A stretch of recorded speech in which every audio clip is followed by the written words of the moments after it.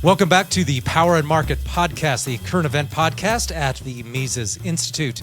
And with me today are two of our contributing editors, Connor O'Keefe and Tho Bishop. So I welcome everyone back to the show. Thank you for tuning in. Let's talk about the big financial news this week, which was the Federal Reserve and their FOMC meeting. And they did meet. They came out. Powell had his usual Wednesday afternoon press conference for that. And to the surprise of very few, the Fed lowered its target policy interest rate by 25 basis points, or 0.25%. So that brings it down now to 4.25, just to make sure I'm saying that right. So just to give you some context here, the Fed had raised the rate after we got 40-year highs in inflation back in late 2022. This was back when the Fed was saying repeatedly that inflation was transitory, that was no problem. The Fed had to raise the target rate substantially in order to rein in some of the monetary inflation and hope that some of those immense amounts of inflation would go away in 2022 and 2023. Moderated somewhat. Of course, we didn't get any of the value back to our dollar, right? The no purchasing power returned. They were just able to slow down the inflation process a little bit by allowing the market to function, by allowing more freedom in the market and allowing interest rates to rise, which is what tends to happen when the Fed takes a break from slamming down interest rates using monetary inflation and its open market operations. So now, however, they decided to just hold steady throughout most of 2024. But then they got real political in late 2024 toward the end of the election, and they started a new cutting cycle. And many people suspected at the time, probably correctly, that there was no reason for the Fed to start cutting again in late 2024. Inflation was still elevated above, that is price inflation was still elevated above the Fed's 2% inflation target. So why cut then? Oh, well, it just happened to be a good time to stimulate employment in the economy right at the end of a national election. So they did that, and then as soon as Trump comes in, they decide, oh, we won't do anything more, which was actually the right decision. They should have stopped just doing things and let the market take over that process. But they're back. They're back to cutting again, and we'll talk a little bit, I think, about why that is. So will they keep cutting? We don't know, but everybody was expecting a cut at this time. There was, I think, maybe the only surprise here was I think a lot of people were hoping for a 50-point basis point cut. They only got 25%, which seems more like a Powell thing to do the quarter of a point thing. So that's where we are in terms of the Fed. And I think then we just need to ask ourselves, right, why now? Why did the Fed decide that now's a good time to cut? Tho, what do you think on that? Well, we can make this episode really nice and simple, because if we're trying to understand the Fed's meeting this week, the Fed doesn't know. You said we don't know what the Fed's going to do in the future. The Fed has no idea what it's going to do in the future. The entire message that Powell gave was, okay, we're starting to see increased concern on the employment front. Inflation is still above where we want. We have to do something, so we're going to do a quarter point now. But what's going to happen? I don't know. And that's essentially everything is built. And to be fair, right? There's an element of humility if you understand what they're saying. Of course, it's packaged in Fed speak, so it's like so it's big on emphasis of, okay, we're all getting together, we're all having these conversations, we're all independent. We understand why. There's a whole element into the conversation about why jobs data is so unreliable, and they talked about the underlying issues with the modeling, not simply with survey responses, but with different components that go into it. But at the core of this message is things are uncertain. We're dealing with pressure on both sides. We don't know how to balance those two concerns right now. We're doing something now. Who knows the impact it's going to have in the future? Who knows where it will be? And so the Fed does not know. The Fed's lost control of the ship at this point, and they are communicating that as clearly as they possibly can. Jackson Hole, a couple of weeks ago, right, there was conversations about changing some of their frameworks, some of their internal sort of things by which that they conduct monetary policy. So this is a very big period of admitted uncertainty here. The one thing that I think is worth noting that is interesting is obviously all of this is under the shadow of Trump's very clear, explicit desire to effectively politicize the Fed. This was the coming out party for Stephen Mirren. There was a question I enjoyed that Powell got about, like, Mirren's still on the executive, still works for the executive office. That's never happened before. How was that welcome coming in? And like Powell was like, oh no, we had cake and we're all good to go. He's like, no, I'm not talking anymore about that. I have a feeling Stephen Mirren's not his favorite person in the world. But that dynamic, but what's interesting about that though is, there's been a lot of conversation about, okay, well, you add Mirren, you get rid of Cook, we change the number here, and all of a sudden you have a Fed majority board. It is worth noting that the quarter point move, right, the small sort of Goldilocks middle ground sort of dynamic was what, 11-1 vote, right? Mirren was the only dissenting vote wanting more. And so that includes everyone else on the Federal Reserve Board that comes from, Trump's fingerprints, was not on board with the more aggressive move. Mirren was the lone holdout there. And so that is something that is worth working about more. Since we're it's Kremlinomics. What's the whole Kremlin studies? That's effectively what we're trying to do now and trying to understand how the Fed operates. But that is worth noting that Mirren singularly was the one voice for a more aggressive cut than what we got. Yeah, Connor, I mean, some people describe this as Powell bending the knee to Trump, that the order went out to lower rates. Do you think that's like an accurate? I mean, that implies that Powell has some deep principles to which he adheres. I mean, I don't know. Is that a fair characterization, or do you think it really was sort of a Powell finally giving in to Trump pressure sort of thing? Yeah, I think the Wall Street Journal editorial board said it's Trump's Fed now. Like, it's over. The political takeover has occurred.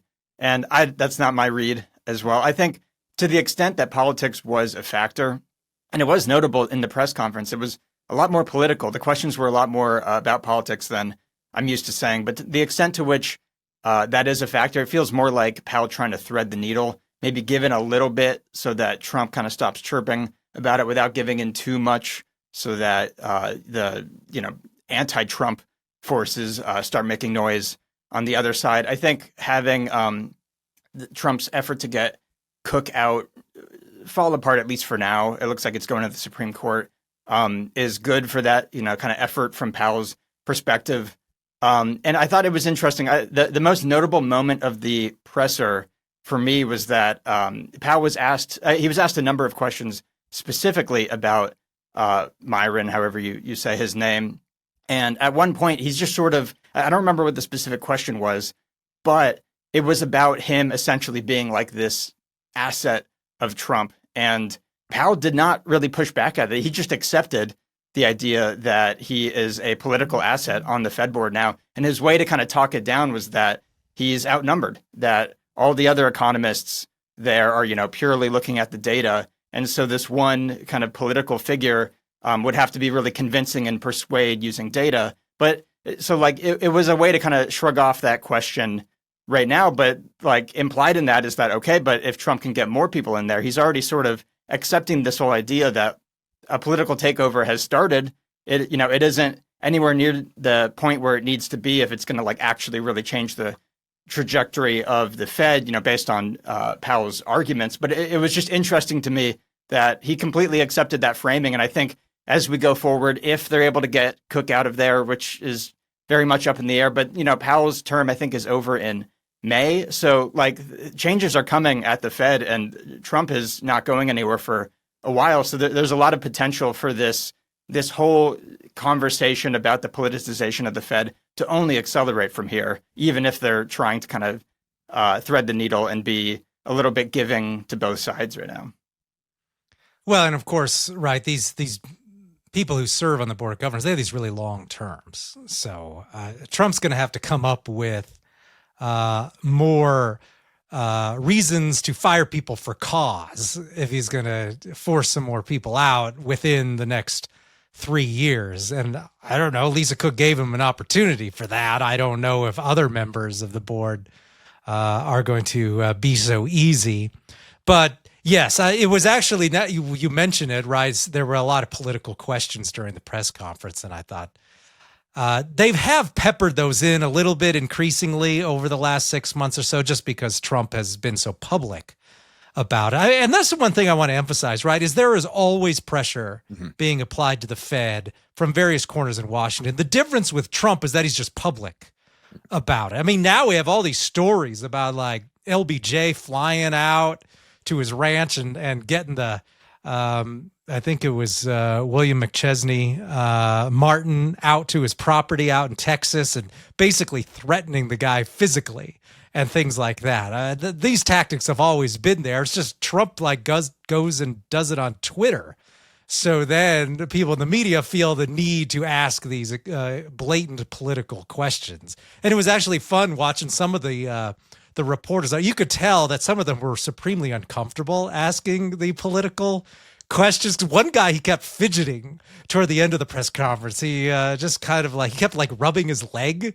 You could tell he did not want to be asking that question, but I guess his bosses probably told him, you gotta, because the question was really uncomfortable too. It was something like, under what conditions, Chairman Powell, would you be willing to resign from the board sort of question, which of course we already know how Powell answers that stuff. He just says, either I cannot comment or under no conditions will I resign.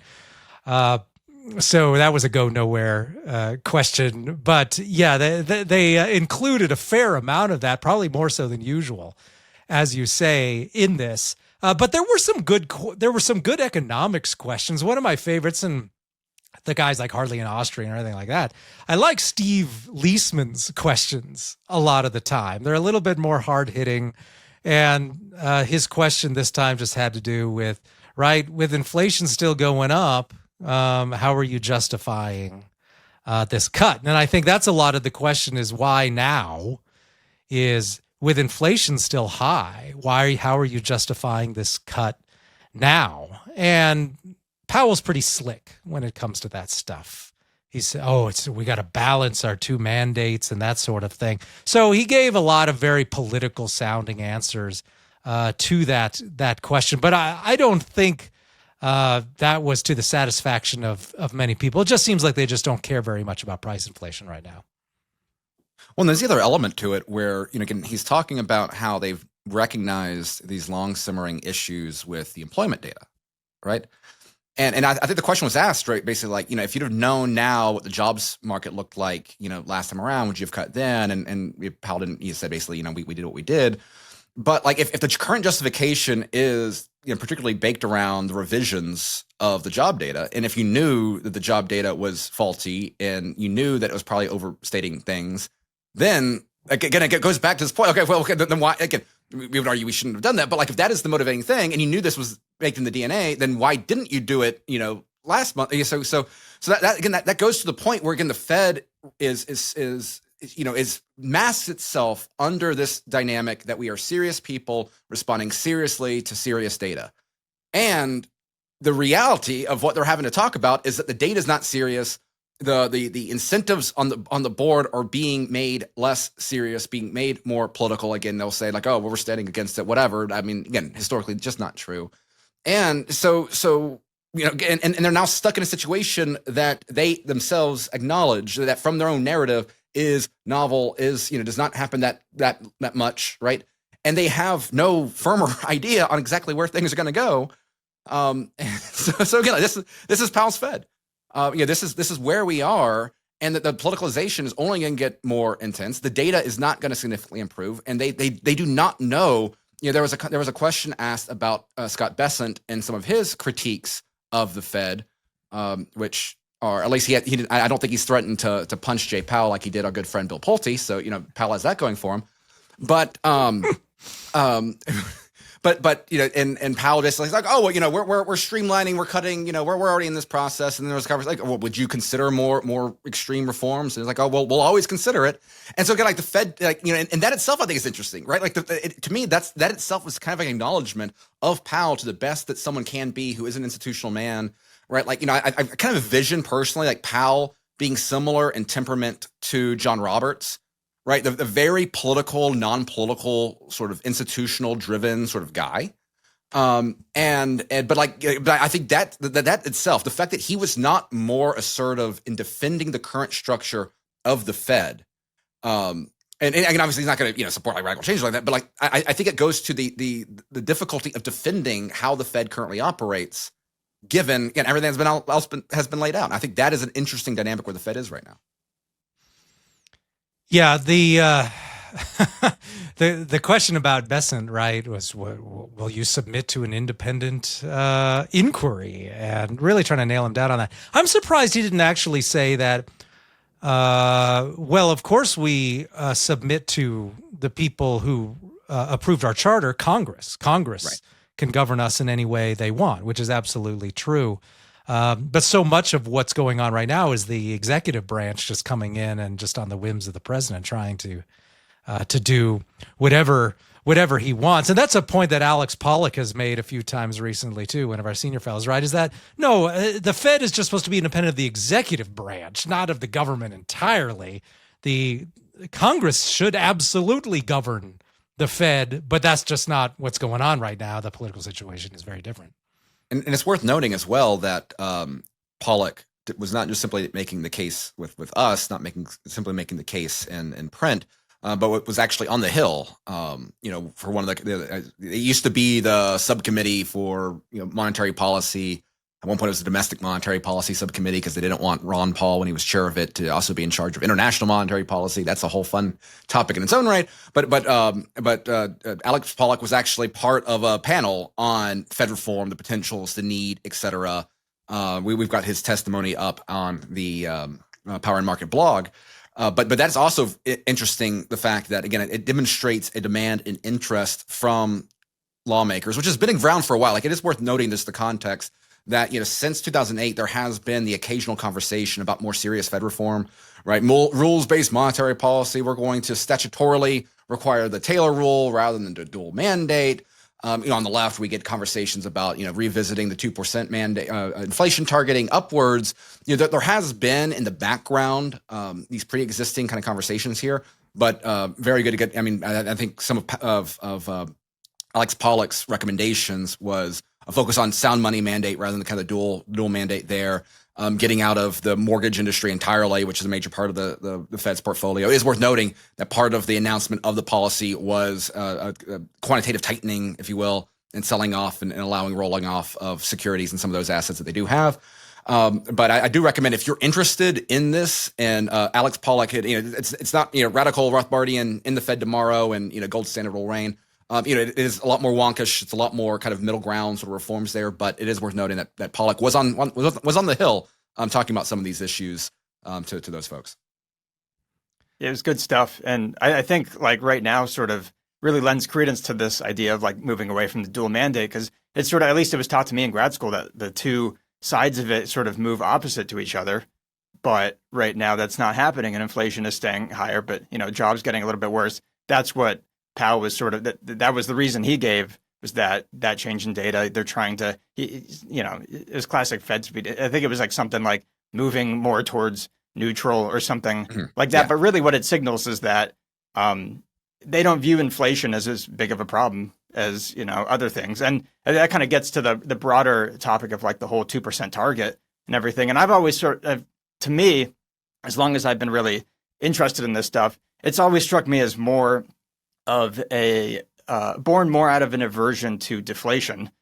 And it seems like they talk about stable prices. When it comes to their rhetoric, stable prices is what they're always talking about, how that's their goal. They're trying to bring about stable prices. But in action, it seems like they were a little bit more stressed back. I think it was under Yellen when they were below the 2% target. That seemed like a little bit more of a priority than the fact that it's above 2% seemed during the press conference. That was only yesterday to me. Oh, 100%. When it was below 2%, the target 2%, because the economy was crappy, frankly, right? For that whole period after the Great Recession, you had, 7-8 years or so where the economy was just simply underperforming.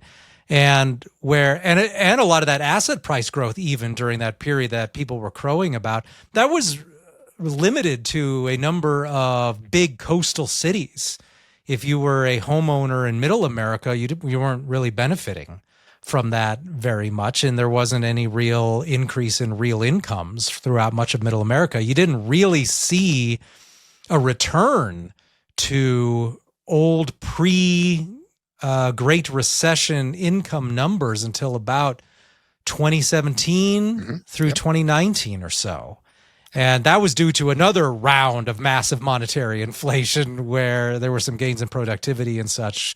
Also some improvements in international trade where people finally did start to see some real appreciation in their overall net worth and income. But for most of that time under Yellen, there was no real improvement. And so you had these really low price inflation levels because there were a lot of disinflationary effects from just the mediocre economy. And so they were freaking out all the time about how inflation's too low. We need more price stability, by which they meant more inflation because they felt there was too much downside movement in inflation. And they were always talking about how now maybe we even need to get up the overall average rate above 2%. We need to hold inflation above 2% for a time. They never, ever would say, oh, well, after, say, what happened in 2022, oh, the inflation rate was way above 2% for a while, so now we need to hold it below 2% for a while. In fact, Powell at one press conference was straight up asked that. Would you consider having it, trying to move things below 2% in order to get that average back down to 2%? He just straight up said, no, that's never something we would consider doing. So the average that they're talking about, really what that means is 2% inflation is the floor. It's not a place they want to like kind of bounce around. They want to bounce around above 2%. And so if you see then when them talking about price stability, in most contexts, that actually means bringing price inflation up. It's just now it's become a political problem for them, price inflation. So now they're talking about getting it down. But usually that's just not what worries them. It's as you say, Connor, their real concern is deflation. They hate it. Ordinary people benefit greatly from deflation. And boy, could we use some of that now to get people back after having lost nearly 25% of purchasing power just in the last 5 years to get some of that back. Instead, that's just going to be gone forever because the Fed will never allow any sort of real deflation to take place. So I think that's the real sort of rhetoric that we're seeing coming out of the Fed. But one thing I wanted to note, one of the really good questions was, have you noticed, this was from the reporter named Michael McKee, I think. It's just my favorite question. He said, have you noticed that the SEP, so they put out a summary of economic projections, and this is where all the members of the FOMC, they go in and they give their projection for what's the unemployment rate going to be this year, next year, 2 years from now, and what do we think the federal funds rate is going to be this year, next year, 2 years from now? What's the inflation rate going to be in all those time periods? And then they put it together in a chart so you can see what all the projections are. They don't match it up to anyone's name, but you can get a sense of what the FOMC members are saying. Whether they believe what they're saying there sincerely or not, I don't know. It could just be a purely political exercise where they're trying to placate the masses and give a projection of stability and prosperity and that sort of thing. I don't know. But McKee goes in and he says, have you noticed, Chairman Powell, that in recent years, no matter what, the 2% price inflation target always seems to get hit 2 years from now? Yeah. So he went in and he noticed that, right, like a year ago, you go in and you look at the SEP and they're all the members are predicting, yes, this year price inflation will be elevated. Next year it'll be less elevated. And then 2 years from now, we'll finally hit the 2% inflation target. And he noted that in this new SEP, it says that also. So no matter when it comes out, 2 years from now, it's 2% inflation again. We'll hit that target. So he's like, what? How can we really, what are we to make of this? Is 2% inflation target even a serious thing? And of course, Powell was like, well, we never know what the economy is going to do. We never know when we're going to be successful in hitting that 2% inflation target. But I would side with McKee and say, isn't it remarkable that 2% inflation goal, when you're hitting that goal, that's never now, it's never in the near future. It's always 2 years from now. How come you're never going to hit it 6 months from now? I think that's an excellent thing to consider. And I think that actually does lend itself to the idea that the SAP is really kind of a political document that tells us what they think. Yeah, I mean, if you had like back in the day on Key and Peele, right? You had like the Obama translator, and so you have the very proper Obama talk, and the other guy like being like an angry black man and kind of simplifying it down. Like if you had a PAL translator, you'd be like, yeah, it's the BS model. What do you expect? Like that's but again, like that's the whole message. That's everything Powell was outlining was basically, again, like we have these models. None of us expected to be in this situation. Right? All of our fancy modeling, we did not expect to be in this situation. This makes us uncomfortable. We're doing this minor thing now because we're hoping that everything's going to ease up and we're going to have this double pressure side resolved for us now the next time we meet and where I'm talking to you guys. I have no answers for you, so like get off my case. I'm dealing with I'm dealing with some rabid dogs over here. Just everyone be cool. And like again, like that does it seem like the great way of running global financial system, but like this is the system that we've got. I think you would see this everywhere too. Mises always wrote about interventionism and how it's like this philosophy. And to me, I've always personally defined it, at least the way that government officials talk about it, as the idea that we are perpetually a handful of government interventions away from basically solving all of our problems. And I think what makes the Fed unique is that they have to they release this report, and so they put their projections out on graphs on paper.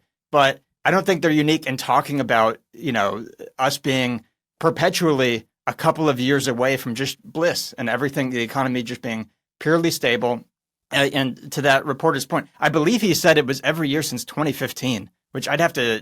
That's right. He did say that. Yes, that's crazy if that's true. But it lends. Yeah, it's that same idea that like perpetually we're just a few strategic moves away from just solving essentially all of our problems, having a purely stable economy. I think that's also how people talk about healthcare, housing, like all these other areas where the government is intervening. They have the same kind of orientation. I was randomly reading some rhetoric from Democrats right before Obamacare was passed. And the way they were talking about it was like, yeah, the whole healthcare problem is just going to go away in a few years if we can just get this passed. It didn't. It never does, because that's not actually like what these interventions are doing. But I think I guess that's my point, is what's unique about the Fed is they have to put it down on paper and we could just see it. But yeah, if you look back over time, it's just clear that it's just ridiculous and it's just politics, like you're saying, though.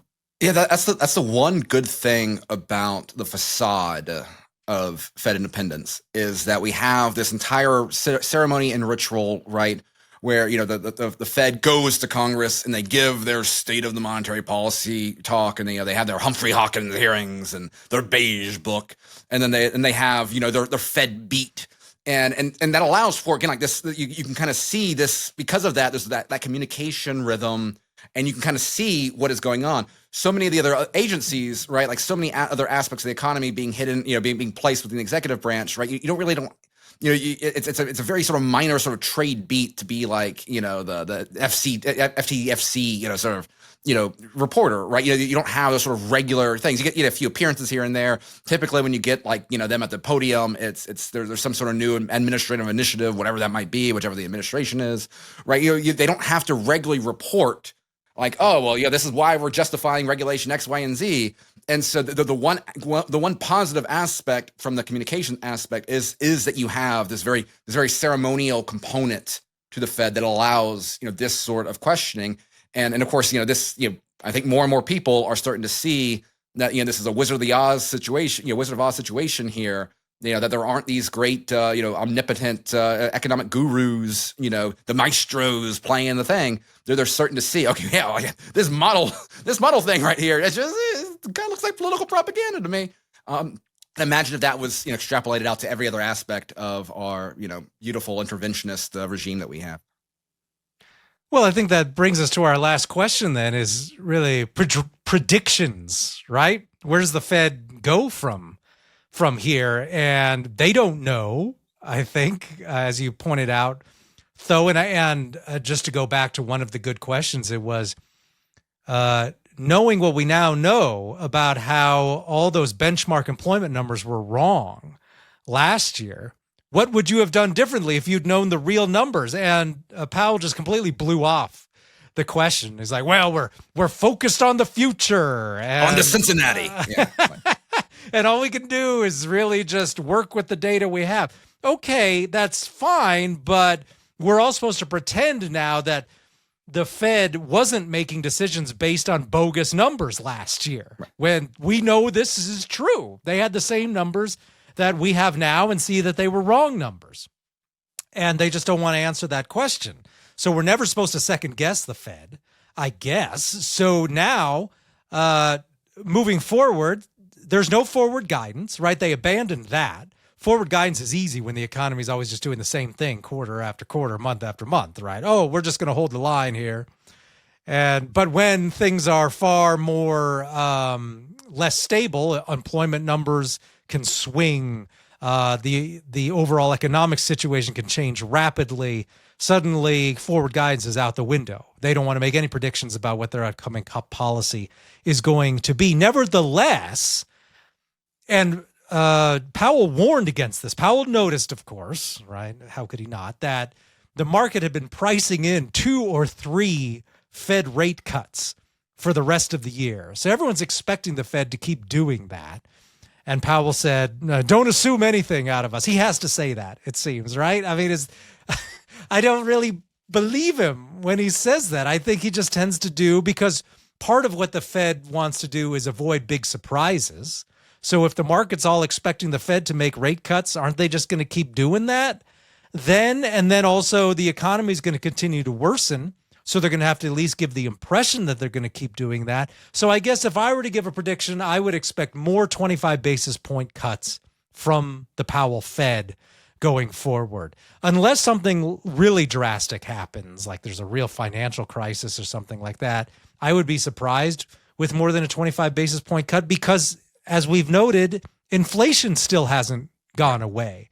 They were claiming when they were cutting back they were doing that election day cut back in September almost.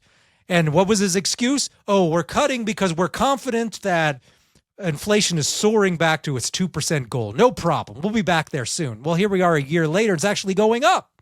Right. So obviously wrong about that.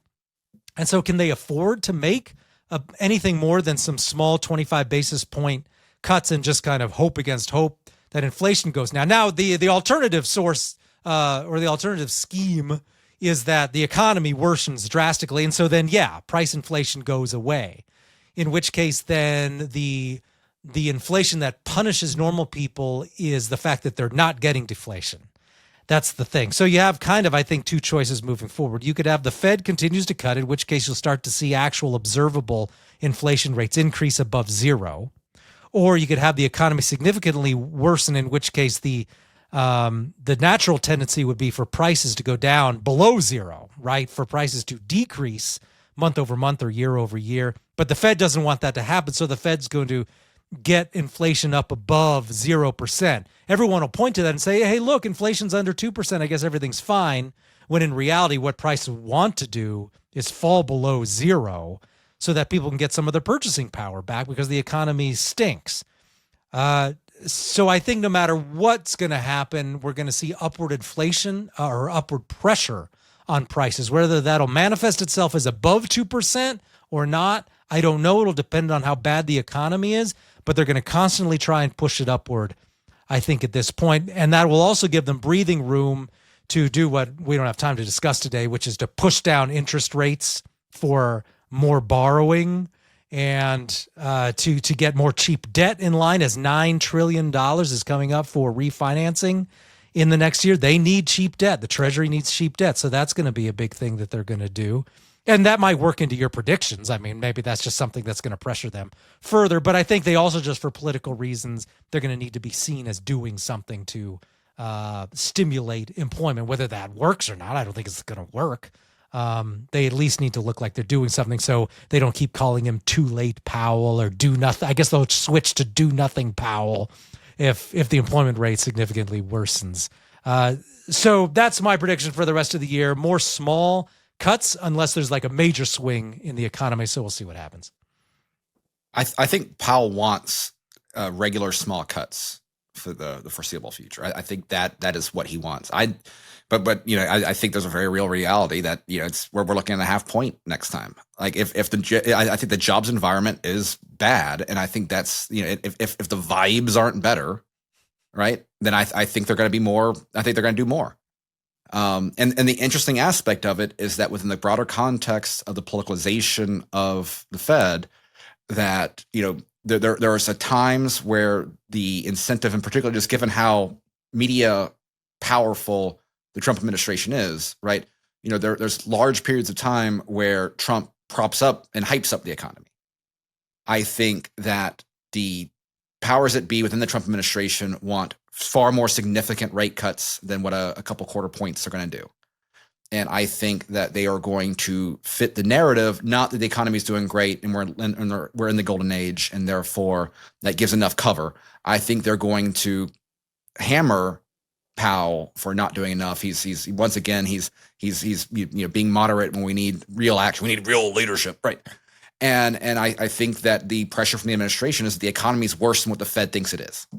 And if that, and I think there's reasons to think that. I think the solution of solving it with cheap money is not the way of doing it. But I think the real standing out there is very much closer to that narrative than it is what Powell's presenting right now.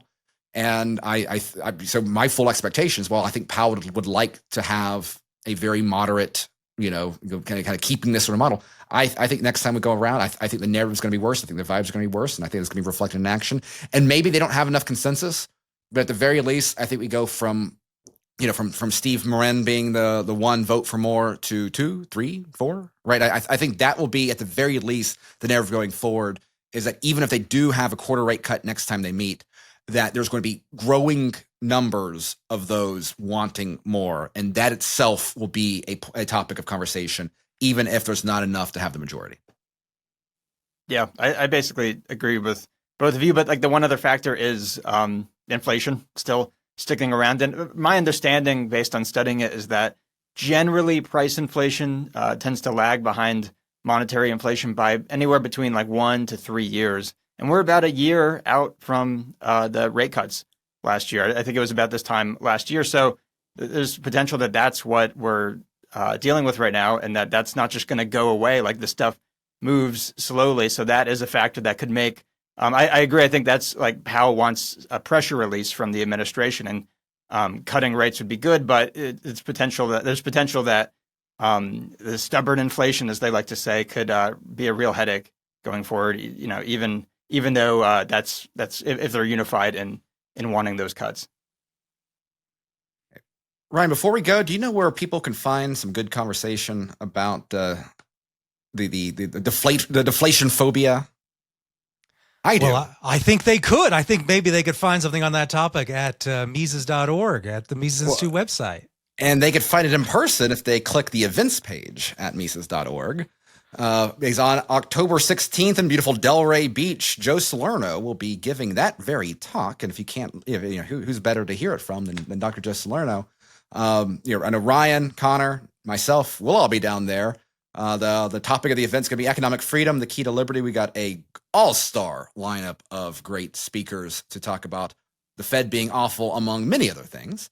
And so if any of our audience wants to join us down there, I hear it's supposed to be a beautiful resort, beachside. If your dollar's going away anyway, what better way of putting it into life experiences, right? I'm sounding very much like a millennial, than being at our 2025 Supporter Summit. You can find more about that at Mises.org/events. And if you're a Power and Market listener, I'll buy you a beer. Should we tell the millennials and Gen Z, hey, you'll never own a house anyway, so you might as well just spend your money. Let's come to Mises Supporter Summit. That seems to be the narrative in some places. But no, I don't want to actually say that, so no, don't do that. You should save money, become wealthy, and then donate a lot of it to the Mises Institute. Come to 2035 Mises. When you can finally afford a house. Well, with that, we'll go ahead and wrap up this episode of the Power and Market Podcast. Thank you for joining me. Thank you all out there for listening. We'll be back next time with more. We'll see you then.